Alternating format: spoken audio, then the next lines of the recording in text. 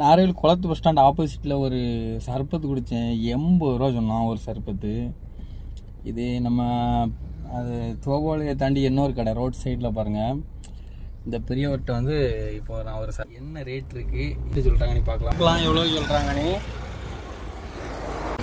இப்போ இந்த கடை இப்போ எங்கே இருக்குது அப்படின்னா, நம்ம தெய்வ சகாயம் மவுண்ட் இருக்குல்ல, பைபாஸில் நேர் ஆப்போசிட்டில் இருக்குது. நம்ம வந்து நார்வேல் பஸ் ஸ்டாண்ட் ஆப்போசிட்டில் ஓடிச்சா 80 ரூபா கேட்கும். அப்போ அக்கா எவ்வளோக்கா ஒரு சர்பத்து ரேட்டு? 20 ரூபா. நீங்கள் அந்த கடையில் 80 ரூபா கொடுக்கறதுக்கு நம்ம மக்களுக்கு வந்து 20 ரூபா கொடுக்கறது எவ்வளோ பெஸ்ட்டு. தயவுசெய்து அக்காளுக்கு கொடுங்க.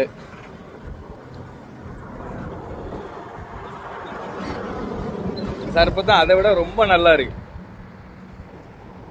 அக்கா சர்பத்தை குடிச்சிட்டு கிளம்பிட்டேன். உண்மையாகவே நம்ம வந்து பெரிய பெரிய கடையில் கொண்டு நம்ம ரூபாயா கொடுத்து வேஸ்ட் பண்ணுறதுக்கு இந்த மாதிரி ரோட் சைடில் சின்னதாட்டு ஏழ்மையான வீட்டு குடும்பத்துங்க வச்சுருக்காங்களா, அவங்ககிட்ட வாங்கி குடிக்கலாம்.